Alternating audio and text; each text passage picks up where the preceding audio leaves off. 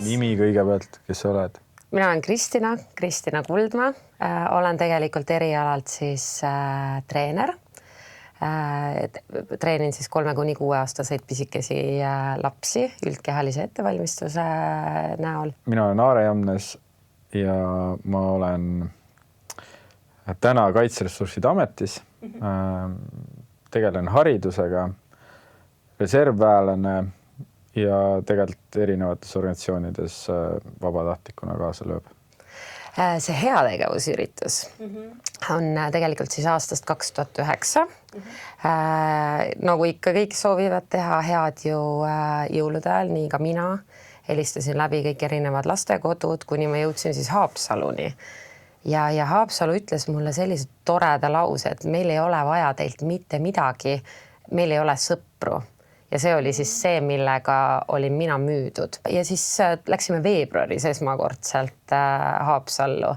Ja kuna nad meid nii soojalt vastu võeti, siis sellest saigi selline traditsioon, et mis siis toimub iga aasta jaanuaris ja aasta alguses, et heade emotsioonidega siis uut aastat alustada ja suve lõpus siis käime tsiklitega külas, et lastele natukene sellist vaheldust ja siis ükskord käime meie neil külas ja teine kord käivad siis nemad meil külas. Haiba on tegelikult nüüd viimased midagi 4 või 5 aastat olnud meil selline külalislastekodu. Ma kuidagi ringiga sattun igasugustesse huvitavatesse kohtadesse. Et ma tegelikult erinevate noortega ka varasemalt on kokkupuuteid olnud läbi selle, et ma töötasin ka laste turvakeskuses sotsiaalpedagoogina. Ma olen olnud siis ka kursis, kuidas Viru vanglas noorteosakond töötab, kes seal on. Ja tegelikult siia seltskonda, ma isegi seda aastat enam ei mäleta, kuskil. Ma mäletan seda esimest hommikut, kui ma mootorrattaga siis laagris sain, et märkasin üles, siis paduvihma väljas sadas. Kas sa tulid mootorrattaga esimest korda ma tulin mootorrattaga. Siis see oli viimase 11, nüüd me lähme 11. korda. Ja kuskil seal alguses kohe, siis ma tulin mootorrattaga sinna, siis kui see aken oli natuke Nõmmel, magasin, siis aken oli natuke lahti ja vihma saas, mõtlesin, et okei, et me nüüd hakkame Haapsalu sõitma. Aga ei olnud midagi. Et selliseid, et ma tahan tulla selleks, et jääda appi on ju meil iga aasta, aga siis nad ongi 1 aasta.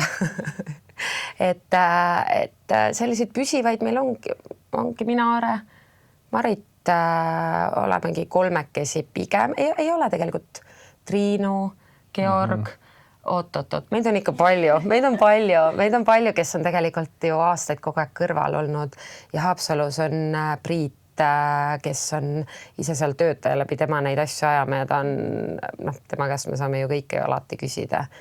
Aga Kaitseressursside Amet on ju aastaid olnud juba meil ka kõrval erinevad asutused. Sisekaitseakadeemia väga pikalt oma üliõpilasesindusega, töötajatega läbi nende siis kaasanud ka kohalikud abipolitseinikud on käinud meil Haapsalus. Lõvi Leo on käinud kaasas päästjaid, meedikuid Haapsalust koha pealt. Et eks see ring alati niimoodi tuleb. Mõned mitmel aastal, mõned 1 korral, 2 korral. Aga iga kord tuleb sinna juurde. Tuleb tutvuste kaudu, tuleb kuidagi infovahetusega. Tuleb siis, kui Kristin paneb üles, et meil oleks kooki vaja ja siis jagatakse koogigruppides kuskil Facebookis ja pärast on terve korrus on torte ja kooke ja saiakesi ja pirukaid täis. Meil on olnud ka neid aastaid, kus meil ei ole süüa kusagilt saada ja siis ma olen teinud üleskutset küpsetage. Ja siis ongi meile toodud oma küpsetisi ja et me oleme igate moodi saanud, igasuguseid üritusi on olnud. On ka bänd jätnud ju tulemata palunud öelda, et võtta ainult kõlarid ja see oli 1 ainus aasta, kus me mõtlesime, et me teeme Haapsalus koha peal, sest voodihaiged lapsed ei saanud tulla, nad ei suuda lihtsalt seda pikka maad sõita, et Tallinnasse tulla ja tegime siis ühel aastal Haapsalus ja bänd veel ütles, et me tuleme puldiga ja arvutiga, et sa ei pea mitte midagi kaasa võtma, võta ainult kõlarid, et Funtime on olnud meil siis sponsor aastast 2009, meile tehnika alati andnud. Ja võtsingi ainult kõlarid ja nad jätsid tulemata ja meil polnud isegi muusikat kusagilt lasta, mis oli aga mega tore. Lapsed võtsid oma pisikese sellise maki, panid selle mängima, panid Ivo Linna ja Maarja-Liis Ilusa käima ja siis muud kõik nende lood ja lihtsalt laulsid peale ja ise esinesid meile, et meil oli selline üritus, sest tegelikkuses nendele ju ei ole see suur show ja kõik, mida meie vaatame, nii tore, et nemad ei näe seda sellise mingi suur üritusena, et nendel on oluline see, et on turvalised inimesed nendel kõrval, keda nad tunnevad, nad tulevad sinna stabiilsesse turvalisse keskkonda. Ja kõige ägedam on see, et me oleme saanud tegelikult valdav enamus ju täiesti ilma rahata, üliharva, kui me oleme pidanud koguma raha mingi asja rahastamiseks, et me väga-väga soovime, et keegi tuleks. Näiteks keemiatund, aga need keemiakatsete vahendid on olnud palju raha maksnud ja siis me oleme teinud ettepaneku, et me rahastaksime siis need vahendid ja et siis show on siis tasuta. Et niimoodi oleme saanud kompunnida küll, et pigem väga vähe. Kui sa ei ole kunagi nagu teistsuguste inimestega, noortega, lastega ju seda kogemust ja siis võib-olla sa ei ole nii avatud meelega. Aga nad ongi teistmoodi.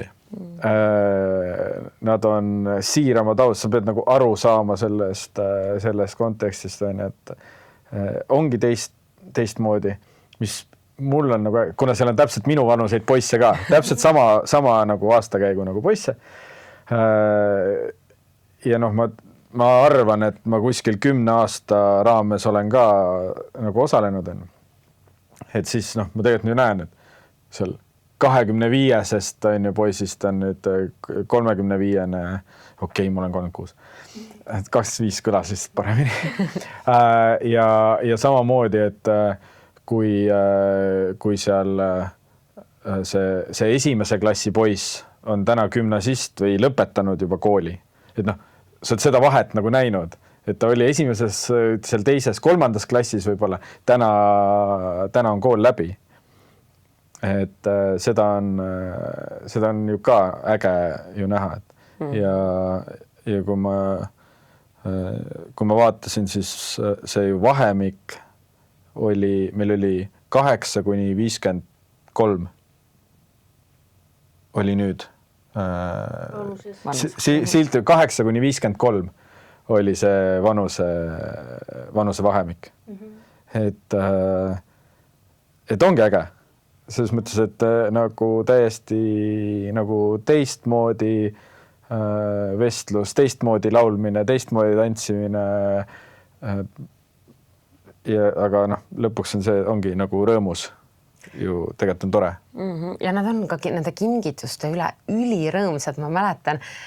Ma kunagi panin jõulude ajal kõik oma tuttavad ju punuma neid käepaelu, sinimustvalgeid mulin eest käepaelu ja osadel lastel on need täna siiamaani alles möödas on vähemalt 10 aastat, kui mitte rohkem. Et nad hoiavadki neid asju või kui nad saavad pliiatsi kotist, et piltidega, see on selline wow, või šampoon mingi ägedama pudeliga. Seda emotsiooni näed tegelikult kuni 5-aastase lapse pealt. Normintellektiga lapsest, kui me räägime, erivajadustega lapsed on ka 30 ja 40 aastaselt ülirõõmsad, siirad ja positiivsed, et kui on halvasti, siis ongi halvasti ja kui on hästi, siis on väga-väga hästi. Et see on minu arust oskus, mida võiks iga normintellektiga inimene siis omandada või matkida erivajadustega laste pealt, et see on selline natukene kaduv nähtus. Siin jõulude ajal sotsiaalmeedias käis hästi palju neid välismaa videosid, et kuidas erineb siis näiteks nagu USA jõulud ja Eesti jõulud, et siis nad imestavad, kuidas see päeva nagu vaates millega, aga siin laps peab minema siis jõuluvana, siis ta peab midagi nagu tegema, luuletuse lugema ja see on nagu välismaal täiesti nagu pöörane kontseptsioon, et laps peab hakkama nüüd midagi tegema või ükskõik kes peab hakkama siis mingit asja tegema ka. Okei, meie siin siis õpime väikse luuletukese või mingisuguse sellise asja nagu. Ja siis me ütleme, et siin normintellektiga või siis seal, et kellel on võib-olla keerulisem.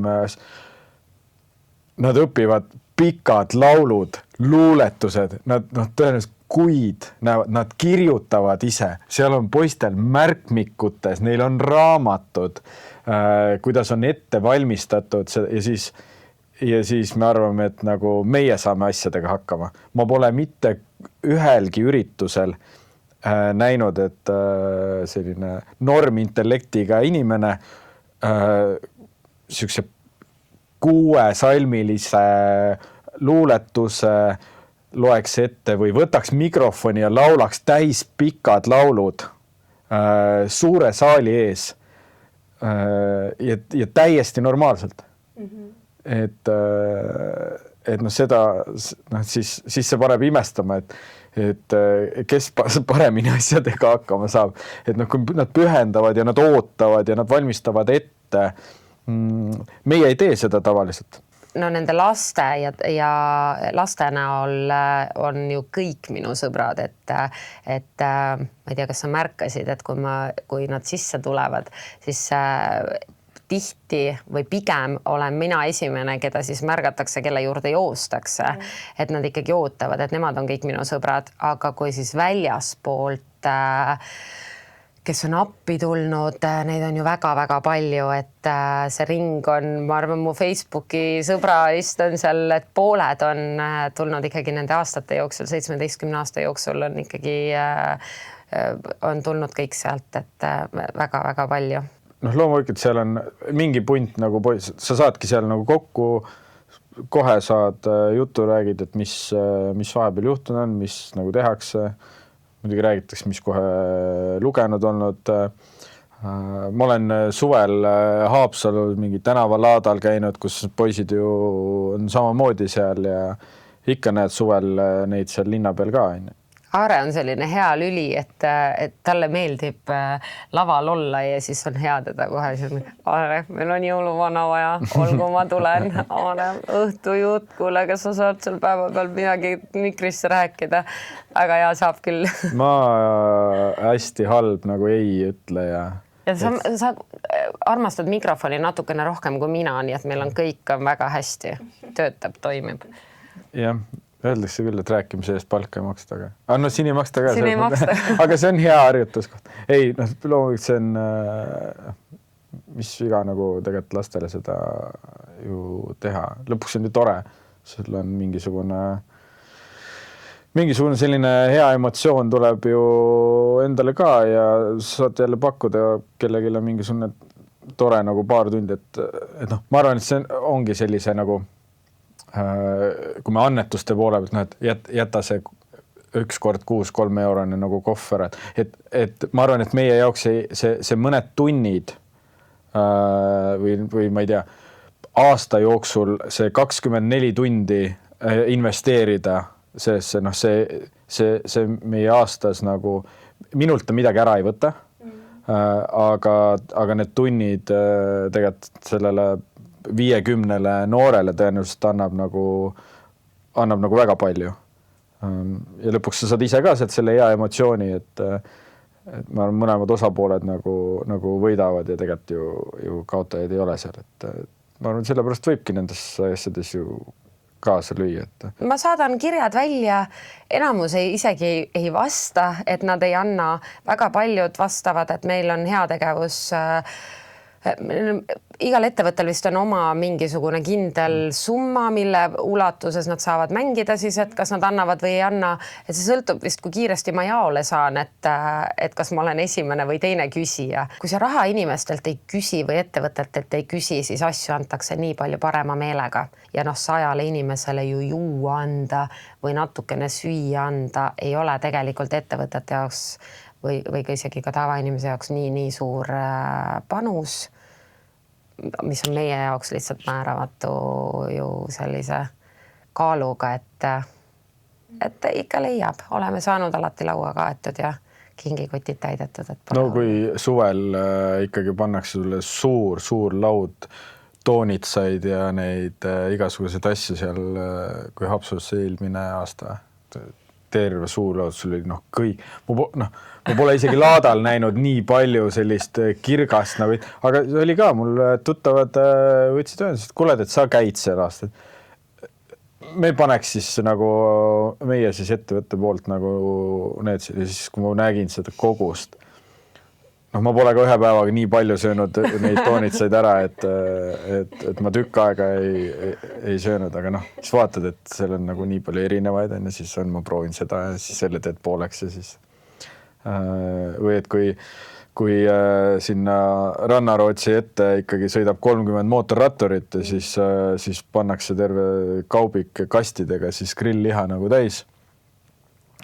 Jälle selline nagu äge. Et eks vahetuvad, aga ma arvan, et meil liiga palju puudu kuskilt pole nagu jäänud, et pigem ongi need samad võib-olla mingisugused tegevusi ja kus kohas sa saad nagu siis sinna fotoaparaadi ette minna nagu suure kilpkonnaga. Meie jõulupeol. Muidugi lastekodusid on ju nii palju, kes tegelikkuses, kellel neid üritusi liiga palju. Tallinn on võib-olla vähe privilegeeritum, et nende juurde tullakse, nad on ju nii palju lähemal, aga Narva pool, ida pool, seal ei ole ju tegevustest on nii palju puudust, et muidugi inimesed minge ja tehke head, et otsige üles need lastekodud ja looge neile oma traditsioon, et nendest traditsioonidest ongi ju puudust, et meie üritus on 16. august, kellel on tsiklit, tulge näidake oma rattaid, tulge sõidutage lapsi. Soolastoitu meil veel ei ole, üliäge oleks, kui keegi tuleks suure pannkoogipanniga meile pannkooke tegema ühel aastal oli, et hakkame vaikselt järjest süüa otsima, et Facebooki event on meil juba tehtud. Loodan, et ka sina tuled meiega seda päeva veetma.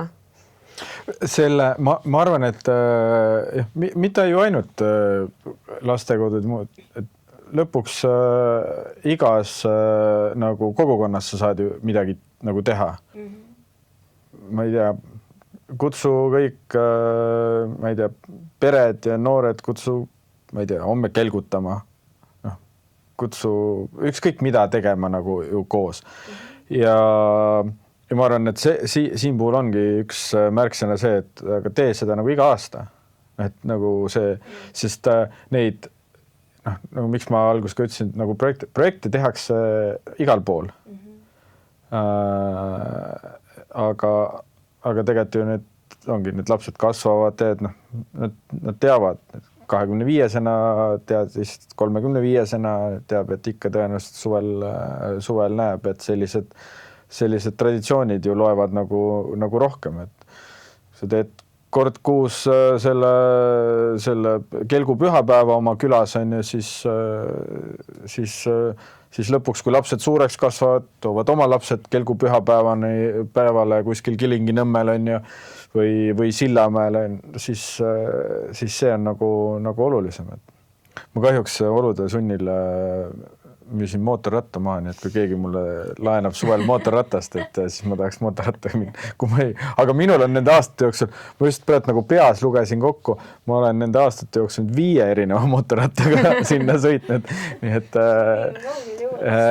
et Augustini on aeg, et eks ma orgunnin endale uue ratta selleks ajaks. See ongi kuidagi nagu üks elu osa, et võib-olla ei tasugi võtta nii suurt ampsu, mida sa ei suuda ära süüa, et see võib-olla see iga pühapäevane kelgutamine on ühel hetkel, ma ei tea, kas sa jaksad seda vedada, seda traditsiooni, et kes on nii järjepidev, et 2 korda aastas ikka ju leiad selle aja ja nagu näed, jõuluüritus sai läbi, juba on suvepäev paigas, juba hakkame tegutsema, juba inimesed toimetavad, et mida kauem ette teame, seda suurem tõenäosus, et me kõik ka kava ju kokku saame.